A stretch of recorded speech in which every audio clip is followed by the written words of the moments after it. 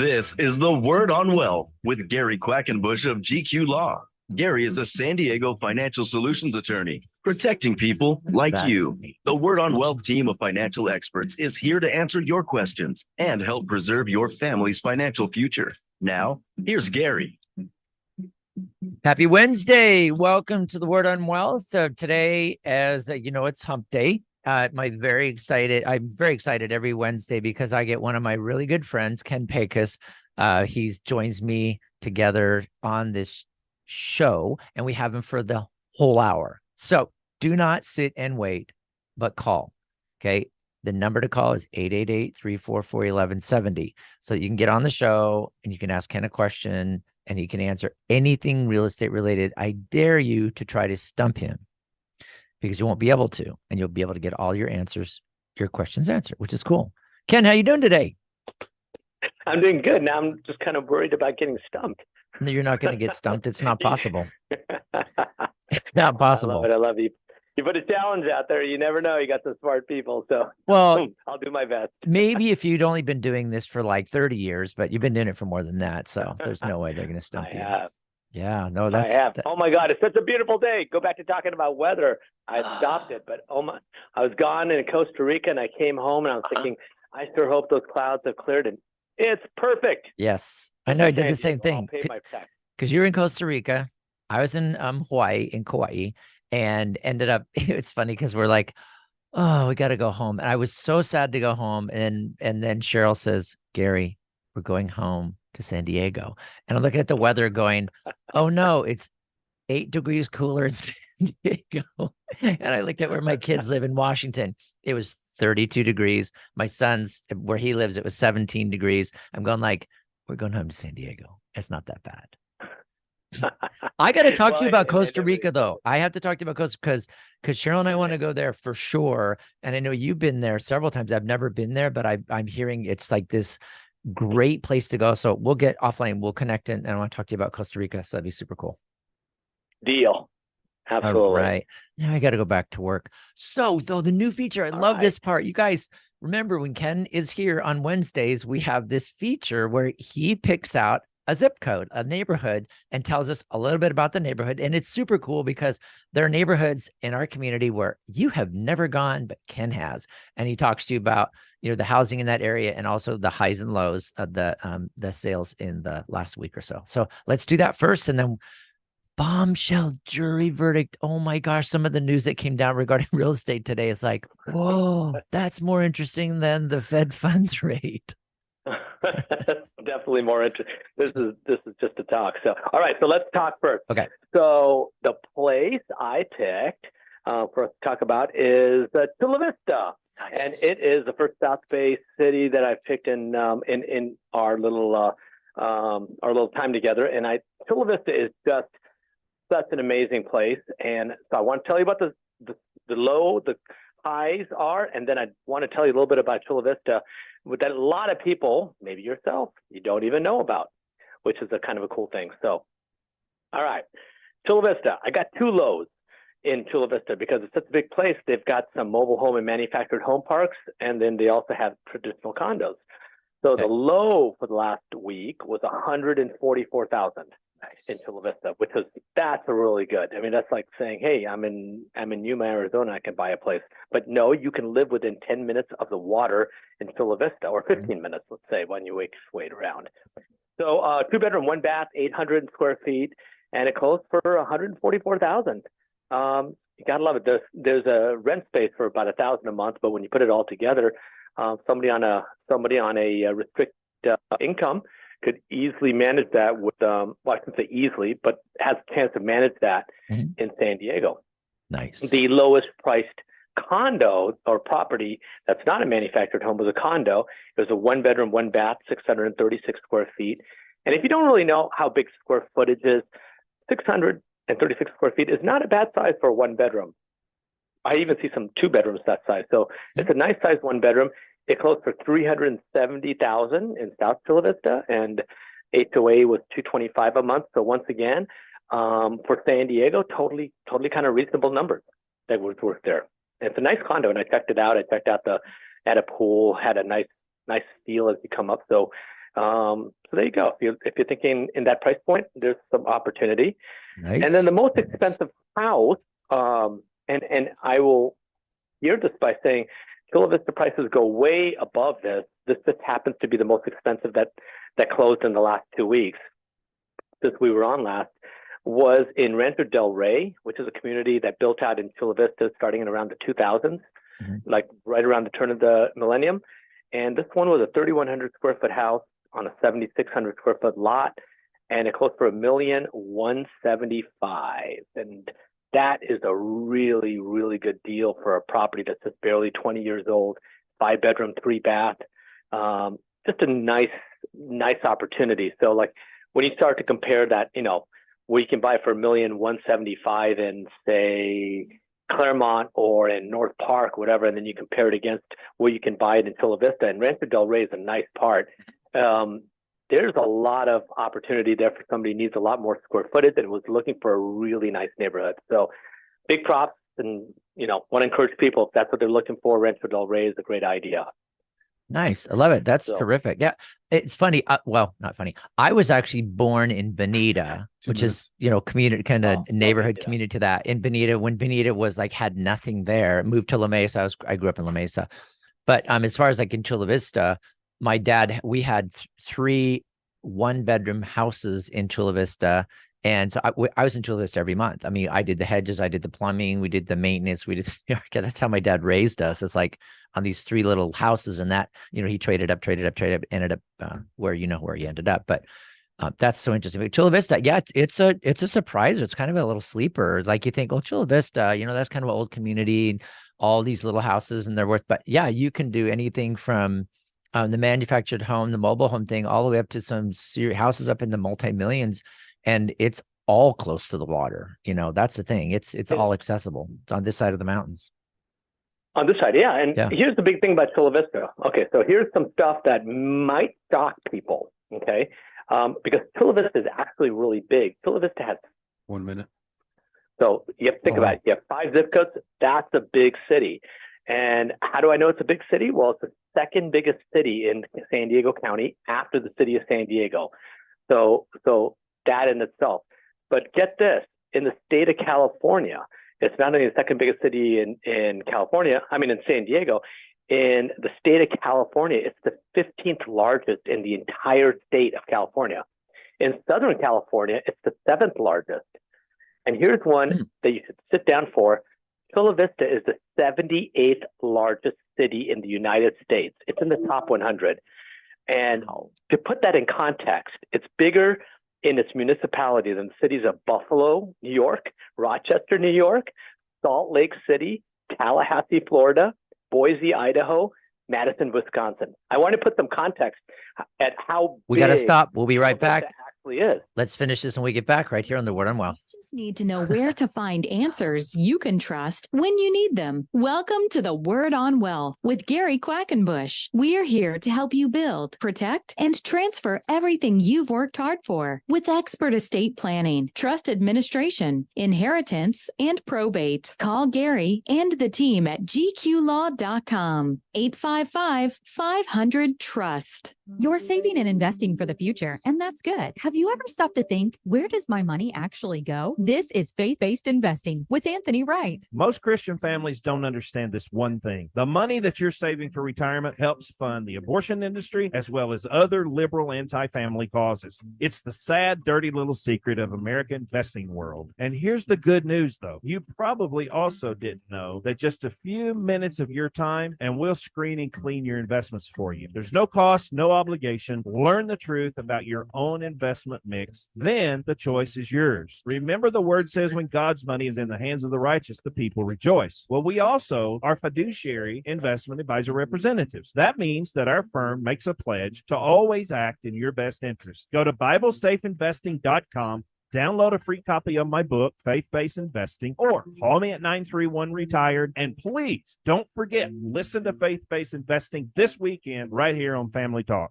Gary, how do you and your team help our listeners avoid probate? Well, first of all, probate is a process that involves attorneys, judges, and sometimes contesting parties. And so we try to avoid probate at pretty much all costs. The way we do that is setting up living trusts, setting up properly documented wills, putting the property like houses, cars, bank accounts in that trust so that it avoids probate. Probate is only necessary if the estate plan isn't set up quite right. So we help them get it set up right. And mainly that's done through a properly created living trust. Call Gary and the team at GQ Law, 855-500-TRUST, or go online and download Gary's free ebooks and videos. Read Gary's blogs. Call or click to request your free initial consultation. That's gqlaw.com, 855-500-TRUST. Who will you trust with the biggest financial decision of your lifetime? If you're planning to buy or sell a home in San Diego County, do what I do and work with the true San Diego real estate experts. Ken Pecus and the Pecus Group helped me and my family. They can help you. This is Gary Quackenbush of The Word on Wealth. You hear Ken every week here on The Word on Wealth. He's our expert. He's got integrity, exceptional service, deep knowledge of the San Diego, Coronado, and South Bay regions. These are just some of the reasons that Ken Pecus has completed hundreds of transactions. He manages a powerful team of professionals at the Pecus Group. Whoa. From single-family attached homes to luxury high-value waterfront properties to apartment buildings, Ken Pecus is ready to help you avoid problems and costly mistakes. Learn more online at kenpecus.com. That's Ken Pecus, Pecus.com. Or call 619-977-8419. DRE number 010566969, brokered by eXp Realty.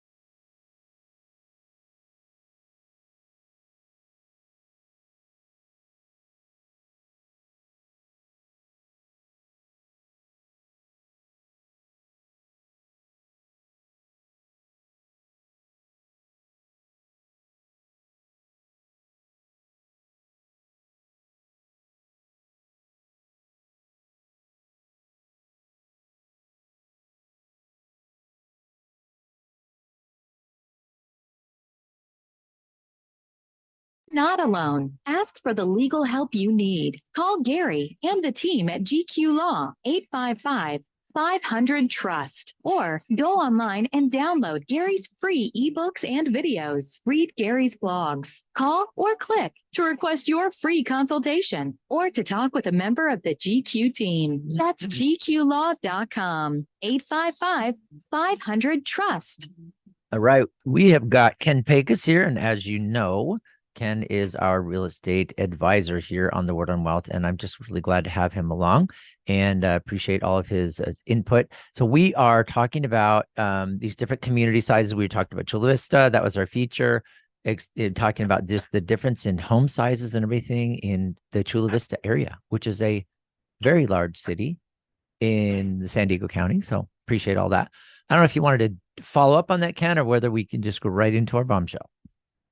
Yeah, we'll go. Just the only thing more about Chula Vista is when we're talking to investors and we're talking to people that are looking to invest, I would keep my eye on Chula Vista for multi-units with everything from the from the new convention center that's going down there with the Gaylord Convention Center to the Olympic training to now they've put aside the land for a new Cal State University. It's not approved, but they've put aside the land.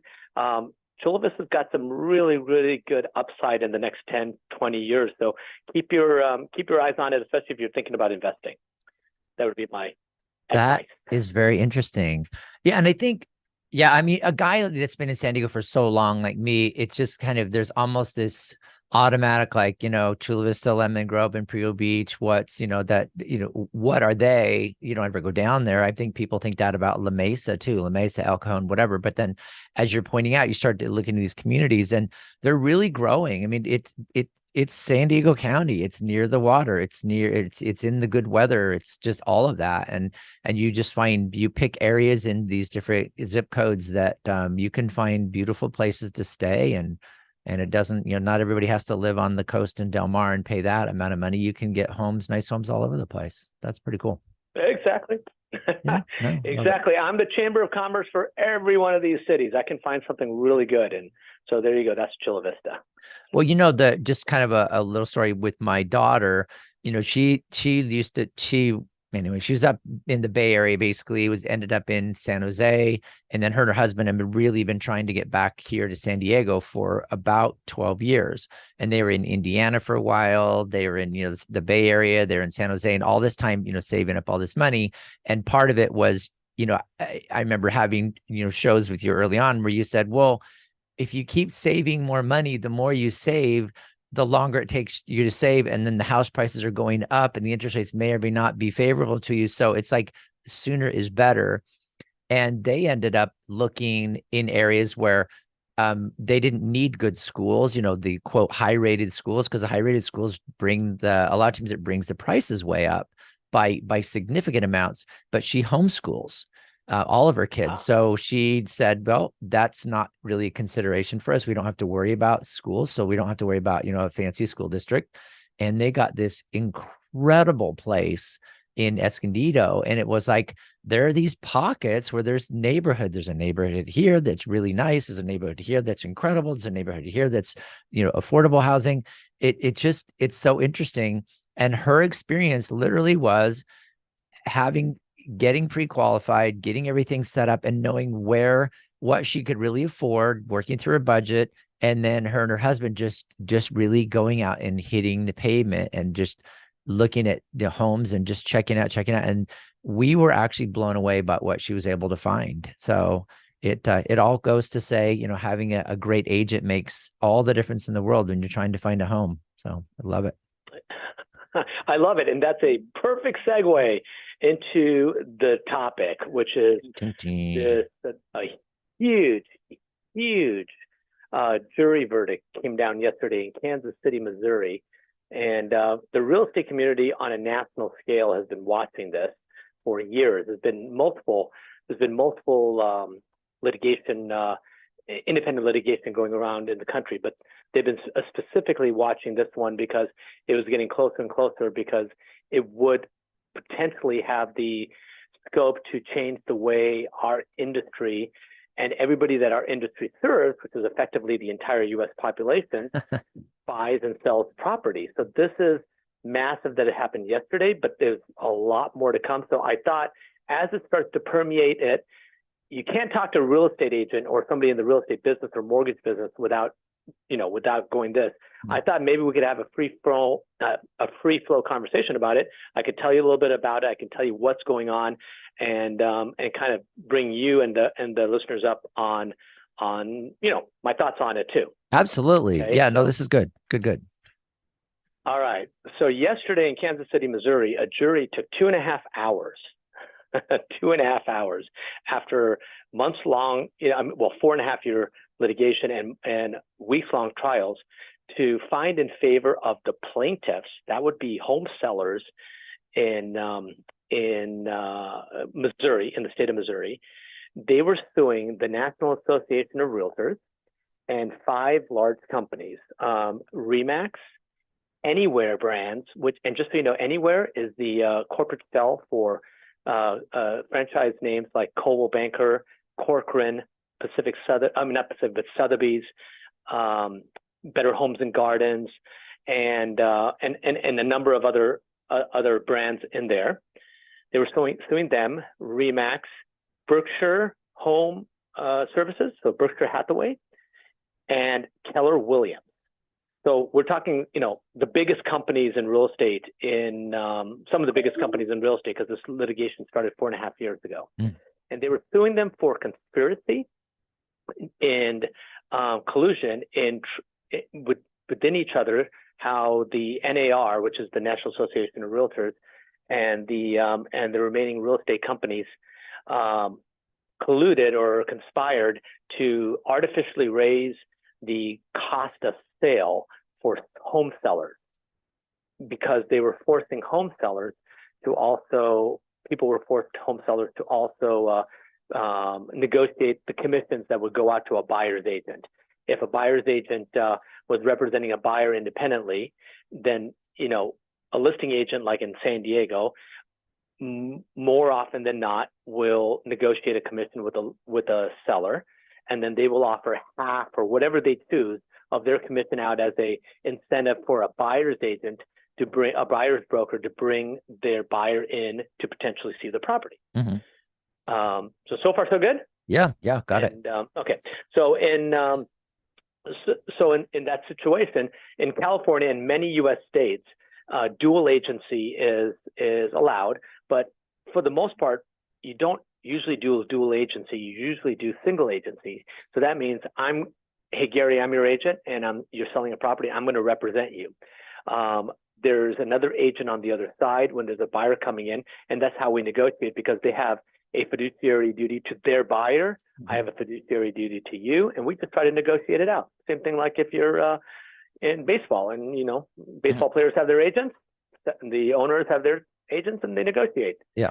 So what the lawsuit was about was that the sellers, though, have, instead of paying all that money, should only have had to paid half or whatever their agent was going to charge them. They shouldn't have been forced to negotiate whatever a buyer's agent was going to get paid. And the reason they said that this was collusion, conspiracy, is because the MLSs, you have to belong, a lot of companies, you have to belong to the association, your local association, the California Association, and the National Association, as a clause of being a part of those companies. Now, not all realtors do. Any individual, a small house could, you don't have to belong to the Association of Realtors. If you ever hear of a name, hey, I'm a realtor, that is a trademark name by the National Association of Realtors. Otherwise, you can't call yourself a realtor. You have to say, I'm a real estate agent. Okay. So that whole thing is there. And they said that the National Association of Realtors, in coordination with all these big companies, were forcing sellers to pay double the commissions and thereby inflating their numbers. So whether you're right or wrong, we're not going to talk about it here, but I'll show you what happened. The verdict came down in a judgment against, and then 3 weeks ago, this is really important, 3 or 4 weeks ago, Remax Corporation actually settled independently out of that lawsuit, and they settled for $55 million. And then Anywhere, which is the shell corporation for all the other Coldwell Banker, Sotheby's, Corcoran, those companies, also settled.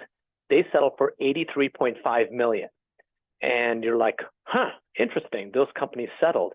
So the thing that came down yesterday should eliminate any liability to Remax and Anywhere in any of those corporations. They've agreed to change their pattern. 2 minutes. To not mandate that all their companies and franchisees belong to the National Association of Realtors. There's a whole big part of that settlement that was agreed to, but they are out of it. So yesterday's jury verdict came down against Keller Williams, Berkshire Hathaway, and the National Association of Realtors. And the jury verdict was for damages, actual damages, in the amount of $1.78 billion. That's with a B, dollars. Wow. Automatically trebled to $5.385 billion. So can you see that there's a lot of stress out there in realtor land, right? Yes. Well, especially when they do, and we're gonna have to take a break in here in just a second. And I want to bring that up and talk about the treble damages thing. This is Gary Quackenbush and Ken Pecus. We're on the Word on Wealth. Ken's direct line is 619-977-8419. If you want to call and ask a question on the show, it's 888-344-1170. 888-344-1170. So if you're buying, if you're selling, if you're thinking about buying or selling, I am always recommending, and this is just from my personal experience and my professional experience over decades of doing this, It is always important if you're thinking about it. Like, I think maybe I want to invest in real property. I want to use real property as my retirement account. I want to sell my home. When should I do it? Ken is the man. He's the one that you would talk to about getting ideas and running past him and saying, what is a plan for me? What should I do? Because he gives options. His number is 619-977-8419. He's the founder of the Pecus Group at eXp Realty. My personal experience with him and with my siblings, especially one of my brothers, it's like he really knows what he's doing. So take advantage of Ken's experience, 619-977-8419. And do not touch that dial. We'll be back in just a second with Ken Pecus here on The Word on Wealth. Questions. We've got answers. This is The Word on Wealth with Gary Quackenbush of GQ Law. Gary's here to give you peace of mind with expert estate planning, trust administration, inheritance, and probate. Call Gary to build, protect, and transfer your wealth. 855-500-TRUST. GQlaw.com. Have today's economic conditions and high inflation made it difficult for you in retirement? Hi, I'm Shane Sletter, the mortgage advisor on The Word on Wealth. You hear me with Gary Quackenbush, answering your questions every Tuesday at 2 p.m. For over 20 years in San Diego, I've specialized in home financing solutions for seniors as they get older and their families. If you qualify, a reverse mortgage allows you to convert part of your home equity into either a lump sum, line of credit, or much needed monthly income. You're insured and protected against ever owing more than the value of your home. And you don't have to sell your home, give up title, or get new conventional mortgage financing with monthly payments. The program is designed to make it easier for seniors to qualify. I will walk you through every step of the process. To receive a free reverse mortgage guide by mail, text REVERSE to 858-683-1716 or give me a call on my direct number, 858-683-1716. Licensed with the state of California. NMLS ID number 239958. DRE number 01174642.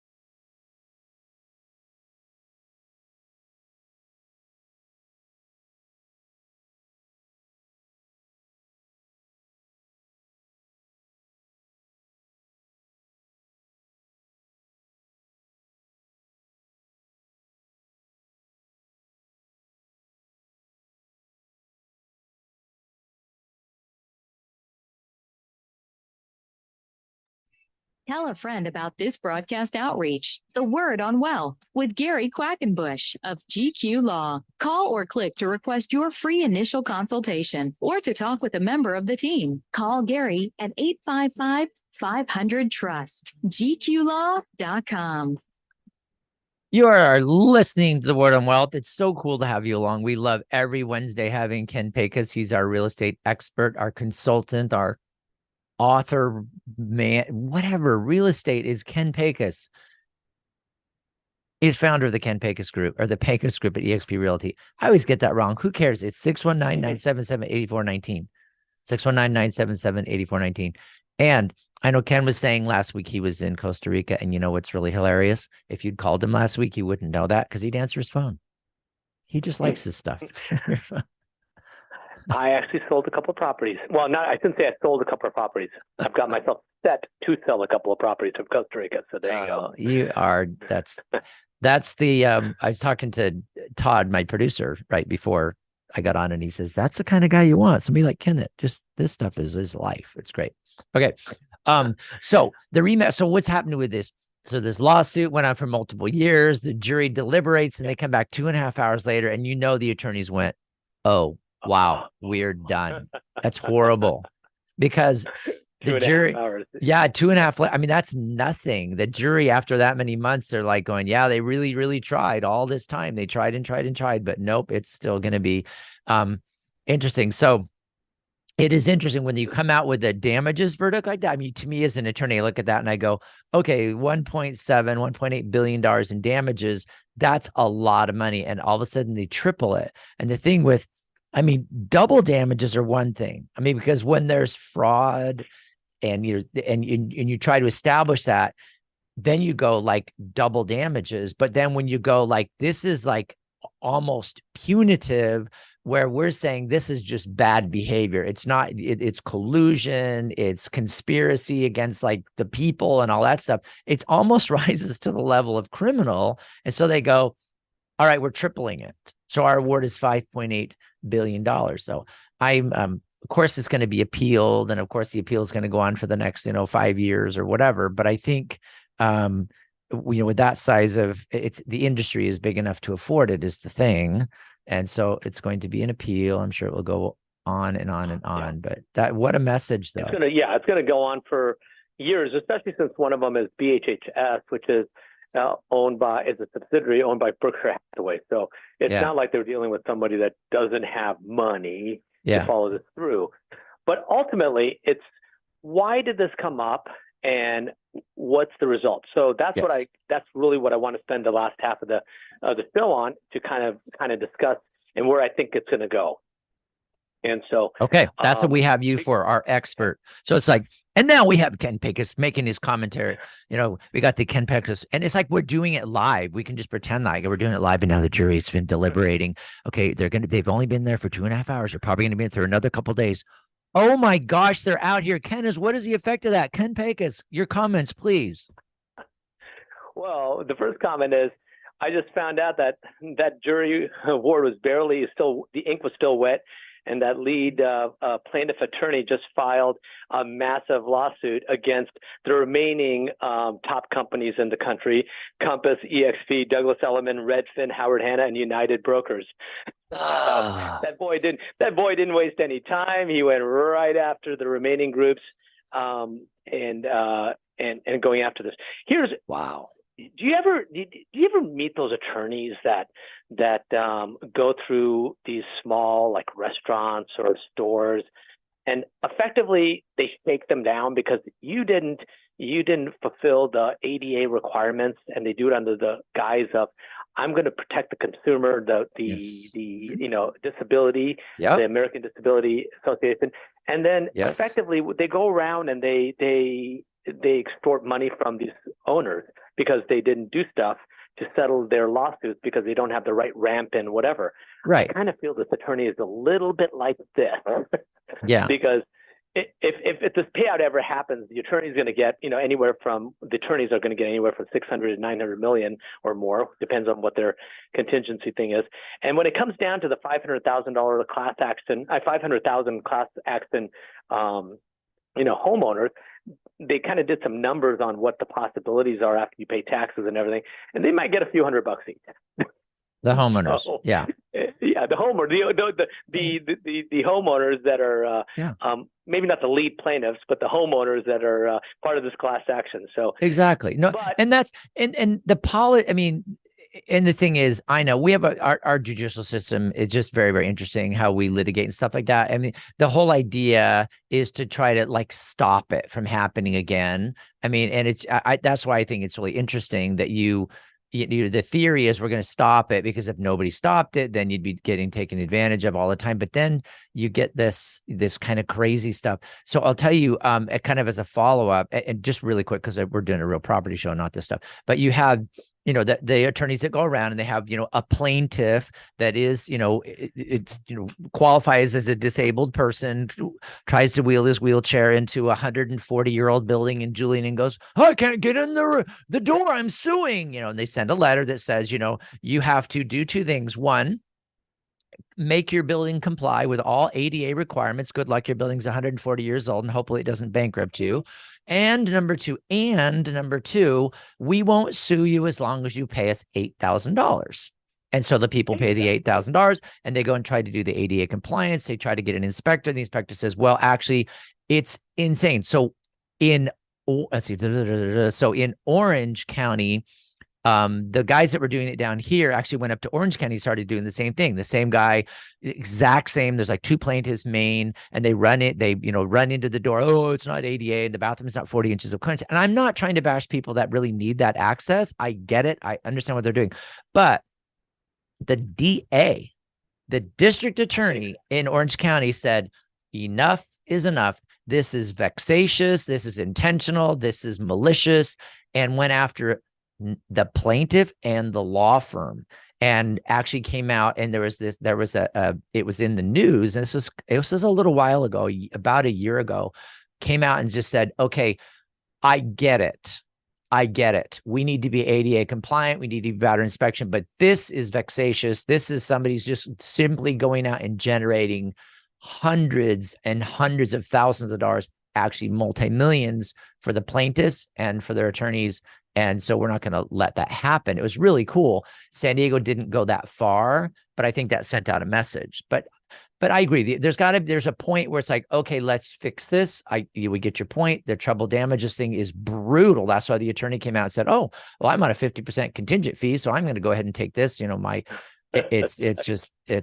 they're doing it on websites. That's why right now, every single YouTube, every time you look at a YouTube or anything with a video online, you're going to see the transcription of it. That's ADA stuff, because the same firm that was doing that took down Julian and all these little towns and basically almost broke these cities. That's why there's a lot of little shops that don't even exist anymore. They had to go bankrupt. They couldn't afford it. And even though they were accommodating, they were trying to accommodate, like, hey, if you can't get in our door, we're so sorry. We'll bring stuff out to you. We'll help you. We're going to do the best we can. But this building is so old. If we touch it, we're going to have to tear the whole thing down, and we won't get a permit to rebuild. And so we will go out of business. So please, what product would you like to see? We'll help you. We'll bring it out to your car, whatever. And they just said, no, forget it. Send me my money, fix your ADA thing. Anyway, so they did it with websites. Somebody that, to go on a website anyway, I could get way into it. You're getting me way too excited, but they went to all these people with a website, because nobody's website is ADA compliant. According, the rules are just insane. And they were like, pay me 10 grand, pay me 10 grand, pay me 10 grand. They were sending out all their litigation paperwork to India, which is 12 and a half hours different. So they go home at night, they put in their order to law firms. India speaks English. Prepare all these paperwork for these 500 lawsuits. We want them filed tomorrow morning. And so in the morning they get back, 12 hours later, they get back in their office and there's all the pleadings ready to go. They file them all by the hundreds. It's insane. So I hate that. I hate that about litigation. I like that they're trying to correct things. You got me started. It's your fault. Exactly. So, I know. Yeah. Okay. So you on the soapbox. Anyway. Okay. So what we're going to do. You understand what I'm trying to say? So yes, there's things that need to be changed. I am not personally, even though I'm a realtor, I am not personally a big fan of the National Association of Realtors and how they do things. Mm-hmm. So there's so much stuff in this lawsuit that I think is awesome. And there's a lot of change that, in my opinion, should definitely be done. But the reality is where it's coming. So here's what people need to know. So when you go to sell your property, when you go to sell your property, you have a buyer and a seller. If you didn't have a buyer's agent, a buyer would be coming up to any house that's listed, if there's a listing agent, and the buyer would it would be one-sided. So the agent then has a choice. The agent would then say, hey, I can represent you also. And that puts you into a dual agent situation. 1 minute. how will you really honestly? I've done it a couple of times, a few times in my career, but it's not something you ever want to do except in extreme circumstances that you really have it set up. It's hard to have two masters, so to speak. Yeah. You know what I mean? And be fiduciary duty to both sides. So right. And the other thing, and I'm going to have to stop you because we got to stop anyway, but the thing is, it also gives the perception. It's a bad perception for the real estate market. It's a bad perception. Like, oh yeah, I'm actively, zealously representing you and the buyer. It's okay. I can do this. It's like, no, it looks bad. It just looks terrible. And the fact that California approved it, I never did like that.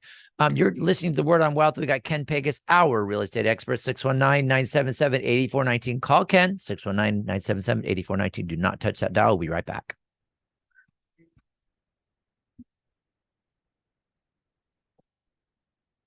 You don't need to know everything. You just need to know where to find answers you can trust when you need them. Welcome to the Word on Wealth with Gary Quackenbush. We are here to help you build, protect, and transfer everything you've worked hard for with expert estate planning, trust administration, inheritance, and probate. Call Gary and the team at gqlaw.com, 855-500-TRUST. So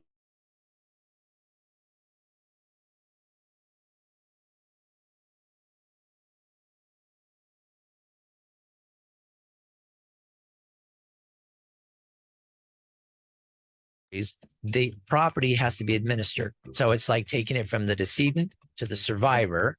That's called the estate administration process. So usually you're going to have a successor trustee that's named in the trust. So have no idea what they're doing because they've never done it before. So then they call on GQ Law and we walk them step by step on how to be a successful and good successor trustee.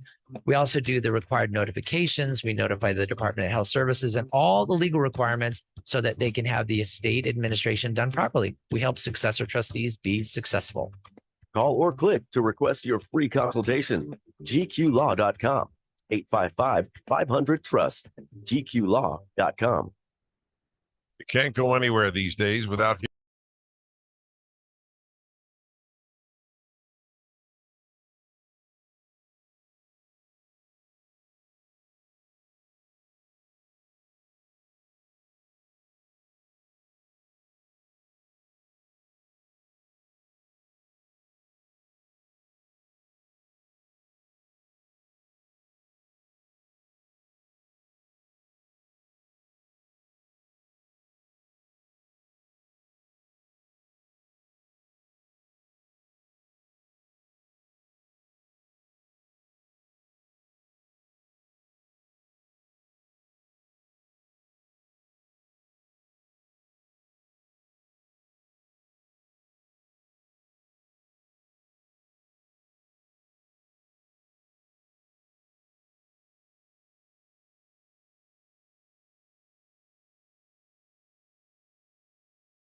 only full con.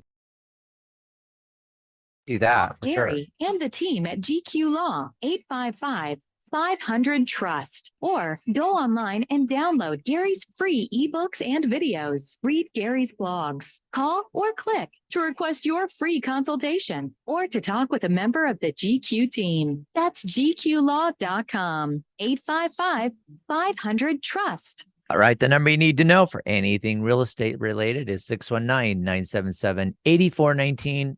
If you're not into phone numbers, go to Ken Pecus, Pecus.com. Ken, you get the rest of the show. I'm going to sit here and be quiet because I got super excited last time. Tell me, but how does this, what is good about this? Tell us what's good. All right. What's good about this is I think it's going to create more flexibility within these national organizations, maybe the state and local organization. My personal belief is that they were too rigid with their rules about how we do things. As realtors, and I should also emphasize that this lawsuit was not against and was not a suit against or find liability with any individual realtor, any individual agent themselves. This is all about the National Association as a organization, as a trade organization, effectively, and controlling things and how the companies reacted. I think the companies just made their rules based on, because this is how we have to do business. I've been selling real estate for 34 years. And for those 3.5 decades, basically we've had to do it this way. We haven't been given a choice. So I get that. I think changing it to give us a choice and give people a choice is a really good thing. However, I think it's really important in that people understand that you have a large number of buyers out there that are scraping everything just to save enough money to put enough down payment on places or to come up with their closing costs. Or you have VA buyers. You have VA buyers that, a lot of times they come in with absolutely no money down, nothing for closing costs. And the structure allows us to factor in closing costs that the seller might pay on behalf. And, we create a contract that way. If a buyer has to also pay a buyer's agent, their agent closing costs, plus bringing in, their real estate fee, plus bringing in the cost to purchase the property and the down payment, it's going to put a lot of would-be, at least the first-time buyers and things, out of business in trying to do this. So they either don't buy it, or they're going to be forced to go and buy a property from somebody where the seller is being represented by professional representation and they're not, or agree to the dual representation, neither of which is a very ideal situation for a buyer. So the National Association of Realtors and our realtor groups are very, very, intent on trying to provide consumers as much fair opportunity for representation and not try to hold them under the water and say, you'll do it this way. So what they did was they held all the realtors under the water and says, okay, you have to do it this way. But I think what's going to end up happening is if you're out there, if you're a seller, and I'm only guessing here, by the way, this is going to play out for the next few years. There's going to be lots of things that people are going to come up and say, I can't do this or whatever. Just the first thing I told all of my staff, I sent them a message when this came down. I just said, don't worry, the world hasn't ended and it's going to end, and business will keep transacting. We just have to find what new normal is going to be. Buyers are going to be represented by agents at some point. They have to be, they will be, because the fairness of a buyer representation is going to come out. But at the same time, you have to understand it's going to have to change some way. And that some way has not been decided yet. In the near term, it's probably going to be similar, but like with Remax and Anywhere that pulled out, they agreed immediately to not require buyer commissions to be put in the MLS going out. And so what does that translate to in our normal life? So Gary, you call me and you're going to say, hey, Ken, I want to sell my house. And I'm going to say, we'll do a market analysis. We'll do the price points. We'll do whatever. And then we'll get to talking about commission.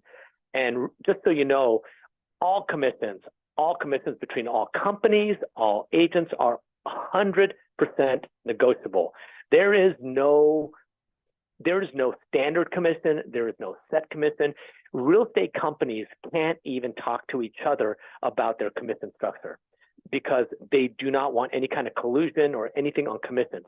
And so this litigation was inferring that real estate companies were colluding on commissions, which is, it's the first thing you learn as a realtor. You learn it in school, you learn it whatever. And when you go into appointments, one of the first things when you talk about it is, as a realtor, you're taught to say, hey, Mr. and Mrs. Seller, or Mr. Seller, whatever, Mr. Seller, I just want you to know all real estate commissions, every company sets their commission themselves. They're all independent and they're 100% negotiable between different things.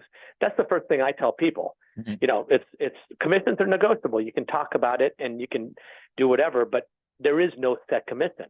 So what's going to happen here is when people go into listing a property, what I think ultimately is going to come down to it is depending upon where the property is, a conversation is going to have to happen between the owner of the property and the prospective agent to say, so how would you like me to market this? Would you like me to market this where you're just paying me and we'll market it out and we'll see who comes to the door? Or would you like us to market it? Would you like to offer a commission out to another buyer's agent, or only wait for buyer agents or buyers that have their own agency to come to us? So there's a give and a take, right? So there's a lot of property that, if I didn't offer a commission out to a buyer or to a buyer's agent, you might not see that buyer. And the reason you might not see that buyer is because that buyer might have very low amount of money, whereas they could otherwise buy the property. They might not be able to afford an agent on top of that. And so by not affording an agent on top of that, you kind of limit your buyer pool. So,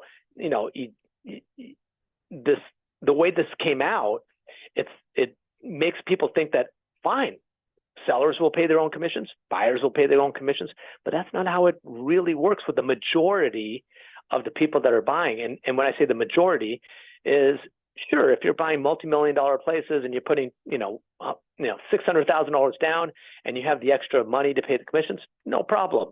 But there's like if you take San Diego County, if you take Chula Vista, and think about those properties I talked about today, 370,000, $1,175,000. Most of the time, those people have brought enough money just, to put the 20% down, the 10% down, the 25. They don't have that extra thing. And if they had to pay that agent the commission for their time, and I can guarantee you have a good agent, the agent is worth their commission. They're not going to work unless they get paid. Right. And so you're forcing a whole group of our consumer market segment by doing this into self-representation or no representation or standing on the sidelines. So because of that, I believe something will give, and there's going to be a mechanism that buyers can have their representation. I just don't know how that's going to play out. Mm-hmm. Well, that's interesting, and your perspective tends to be, more realistic, I think, than I'll just say it tends to be, in my opinion, very realistic on because the real estate market is not going to, people aren't going to stop buying and selling homes. It's not going to, crash the market. It's just going to be, it's just, we have to rethink and we have to change the way we do business. And I think stuff like this, it tends to be really good. Some bad comes out of it, some good comes out of it, but it's an adjustment. And that's why, how many things, changes in the real estate market have you lived through in your 34 years of doing this? You've seen all this. It isn't like, oh, what a shocker.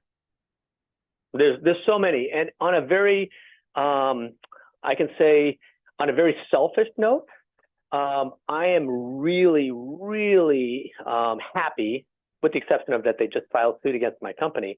Mm-hmm. I'm really happy that I'm with my brokerage that I am, which is EXP, which I think in the past I've explained. It's a cloud-based brokerage for how they support the legal aspects of all my business.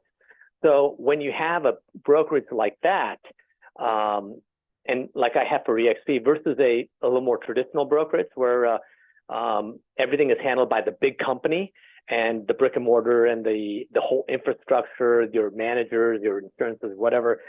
My company is much more agile. That's the best word. My company is much more agile to work with the changing market. And I think this is what's going to happen. I think what we're going to do is the real estate companies themselves are going to have to repackage themselves to understand, quite honestly, to be more like my company and a few others that like us.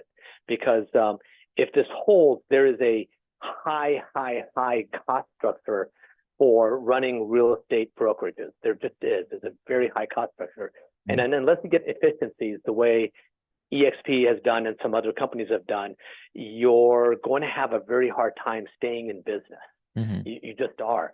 So there's going to be big shakeouts. So, from a real estate standpoint and from a team owner and from a team leader and from whatever, hey, this is probably going to be good for my company as I go down the line. But from that aspect of it, I think the whole industry is going to have to adjust. And the most important thing here, Gary, is you cannot let the fintech companies come back and take a hold of it, because they will, in my opinion, screw 2 minutes, the buyers and the consumers. And when I say fintech, I'm talking about the companies that say, hey, don't worry about it. You don't need an agent. Just do our automated system and we'll make this happen. And that's the ones that were buying up all the property and then had to exit, hundreds of millions of dollars because they're like Zillows and offer pads and next open door and things like that. I think they're going to see this as a big big avenue and say, see, you don't need your own agent representation. Just come and do it online, an opportunity. There's no way to protect a buyer and a seller by doing it that way. There just isn't. Agreed. So that's what you have to look for here. So interesting. Well, that's Ken, my view on this whole thing. Yeah, and it's, we appreciate your 34 years of experience. It's definitely valid. It's listen up on these things. And you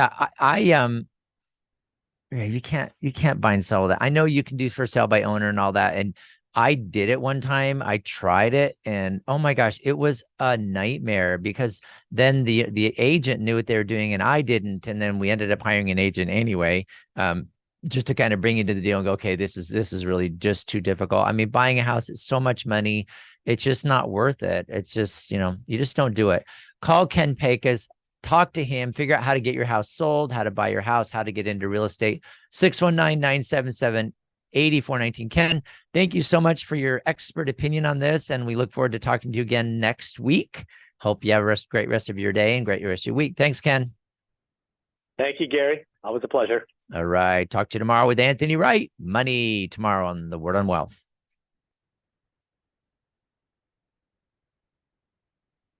Tell a friend about the Word on Wealth, featured since 1995, with financial solutions attorney Gary Quackenbush, an expert in estate planning, wills and trusts, and tax problem solving. Gary is past president of the California Society of Tax Consultants. Reach out to us. The Word on Wealth team of financial experts is here to answer your questions and help preserve your family's financial future.